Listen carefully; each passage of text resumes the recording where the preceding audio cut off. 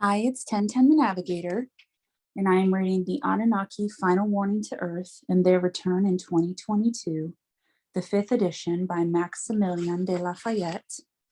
And we're still on part 3. We're on page 287, and this is a question and answer section, and it's regarding the Anunnaki type of civilization. Question: what type of civilization are the Anunnaki at this moment in time? A type 1, 2, 3, or other civilization? According to Professor Michio Kaku, a theoretical physicist from New York University, a type 1 is a civilization is one that gets their energy from all planets. Type 2 civilization is a stellar, getting energy from their mother sun only. Type 3 civilization get their energy from all the suns in our universe and the next. Answer: you don't need to classify the Anunnaki in any category. On Earth, we love to classify people, categorize objects, create lists of the year's best in this or that, list of the worst in this or that, the list of the best dressed stars, the list of the worst dressed stars, David Letterman's list of 10, and so on. This is how human minds work: classification, rating, grades, etc. In the immensity of the universe, the galactic mind works differently, and we will talk one day about the galactic mind, the universal mind, the supersymmetric mind, etc. It is necessary sometimes to classify an object, a topic, a product, or even in this case, as you have asked, a type of civilization. In order to understand what level of accomplishment such a civilization has reached, it is necessary, especially when a civilization is new and or when a civilization is going through multiple phases or stages of development. This does not apply to the Anunnaki and other highly developed galactic civilizations because the human mind cannot fully understand the extremely high and extraordinary standards or levels of technology and science of civilizations which are millions and perhaps billions of years ahead of us. The classification given by Dr. Kaku is wonderful, and it appeals to many of us. Our mind can understand it, or at least cope with it. In the cosmos, galactic civilizations evolve differently and have nothing to do with getting energy from their mother sun or getting energy from all planets. In our solar system, we have one sun. In other galactic systems, some planets have more than one sun and more than one moon. So we cannot and should not define and classify alien civilizations by why and how they get their energies from the sun or other sources. However, and according to Ulema Badar Eldin Burkov and Oppenheimer, the Anunnaki civilization has reached its ultimate level some 30 million years ago. It is difficult to define ultimate level because we do not understand all the advancement levels of alien communities. We do not know who they are, where they are, how many are they in the universe. Okay. Next section is question and answer still. And this is on the Anunnaki immaturity, emotional control, jealousy, or sin. Question: have the Anunnaki matured away from their immaturity and emotional control, past stories of jealousy, power, etc., sin? On what basis or ground have you created this opinion of yours? How did you know the Anunnaki's maturity or immaturity, jealousy, sin, etc.? The only and very few authentic and authoritative references, historical, chronological, linguistic, religious, epistemological, etymological, artistic, archaeological, anthropological, and of course, cosmological on the Anunnaki are found in 1. The Akkadian clay tablet texts. The Akkadian clay tablet texts, Nineveh Library of Ashur-ba Nepal, which millions of readers in the West cannot read. And almost 99% of those who read about ufology and related topics have based their opinions about the Anunnaki, and also other aliens as well, on personal interpretations of very crafty authors with famous and phantasmagorical theories that defy logic and common sense. Unless you know Akkadian, Old Babylonian, Ugaritic, Hittite, Assyrian, and Phoenician languages, you cannot form any opinion on the Anunnaki. However, you can shape a pretty clear idea about the Anunnaki by reading the works and translations of early Assyriologists and eminent linguists who deciphered and translated the Akkadian cuneiform tablets in the 19th and early 20th centuries. Unfortunately, very few readers in the West are interested in these library or literary and academic publications because they are not fun, or so they think. They would rather or prefer to read paperback books and stories by contemporary authors who have managed to somehow mesmerize the public with fabulous stories and extraordinary interpretations, which is why their books have become bestsellers, whilst the serious and well-researched books on the history and civilization of Mesopotamia, Babylonian, Sumer, Assyria, Chaldea, Akkad, Ugarit, and Anunnaki are largely ignored and forgotten under a heavy layer of dust in college libraries and in the archives of rarely visited museums. But I have some good news for you. In many works by archaeologists, historians, linguists, and museum curators from the early 1810 to the mid-20th century, you can find translations of Akkadian and Old Babylonian texts, referring to how and why the Sumerians depicted the Anunnaki as they did. Please read the serious books written by acclaimed scholars and not the third-rate novels, commercial essays, paperbacks, and idiotic blogs on the internet. In those translations by academians and noted historians, you will find plenty of stories about the emotions, feelings, and the way of life of the Anunnaki, as depicted by Babylonian scribes and writers in the Akkadian language and Proto-Babylonian. These stories encompass all sorts of dramas and soap operas, like gods raping women, Anunnaki sinhars or leaders fighting each other, an Anunnaki god who planned the destruction of the human race, Anunnaki goddesses with extreme anger and legendary jealousy, so on.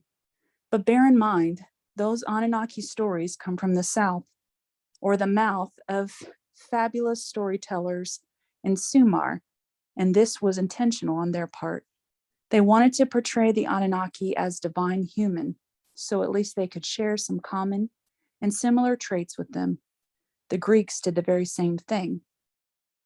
Some of their deities were jealous, ferocious, malicious, and yes, some were rapists and sexual predators.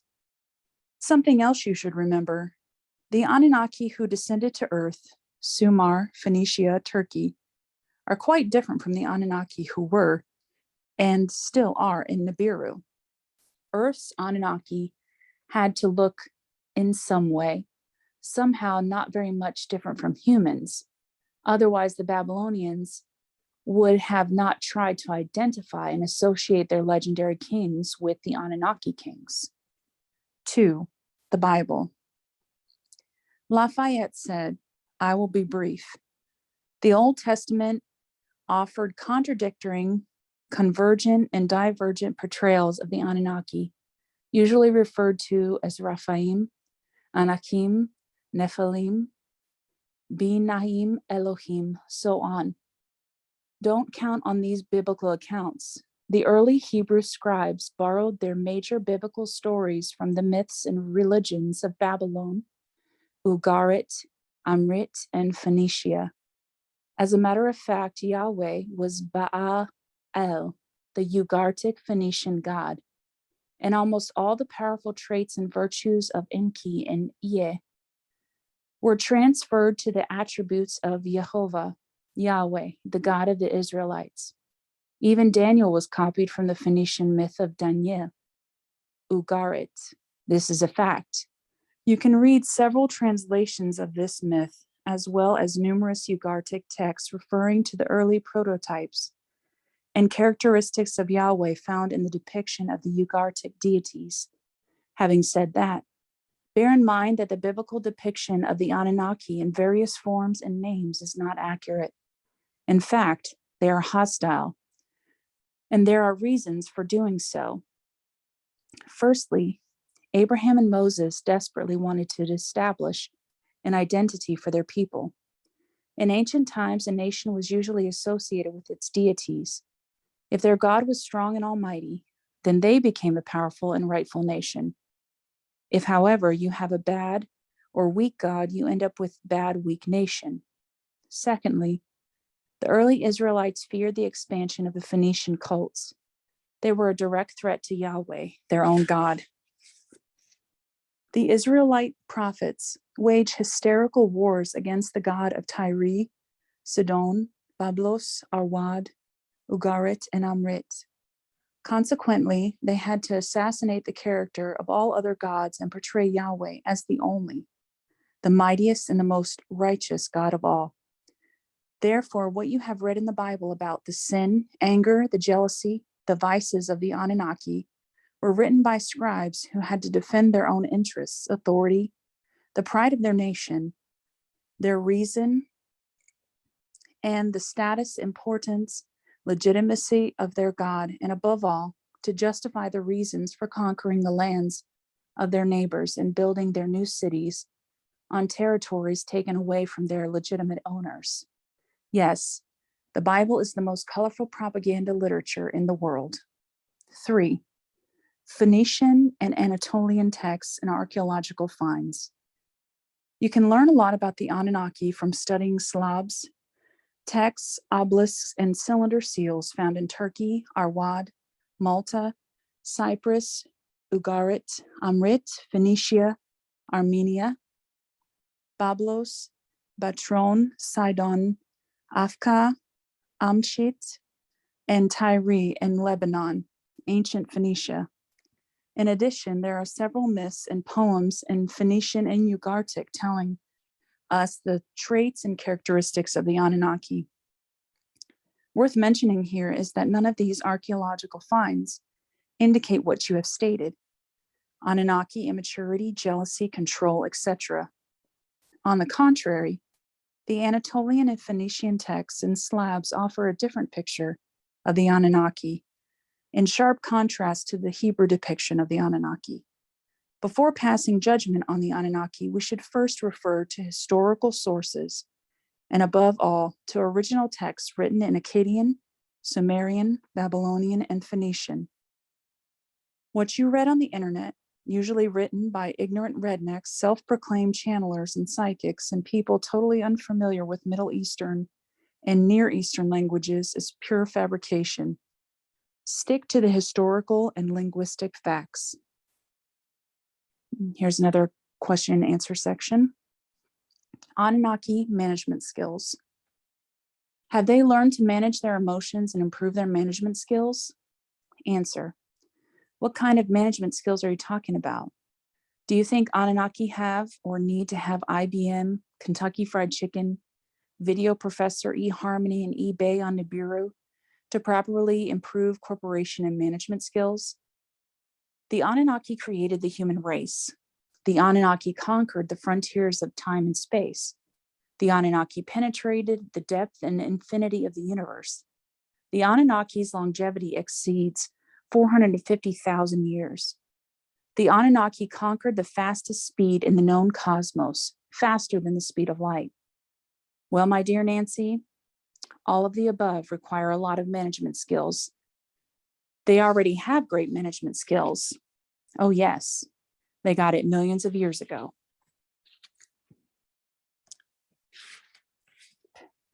The Anunnaki's God, a critical God.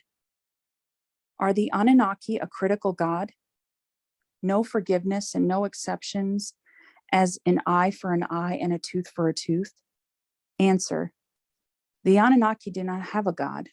The God we know, Judeo-Christian Muslim God, was invented by an Iraqi man called Abraham, real name Avram, and he was born in in Mesopotamia, modern-day Iraq.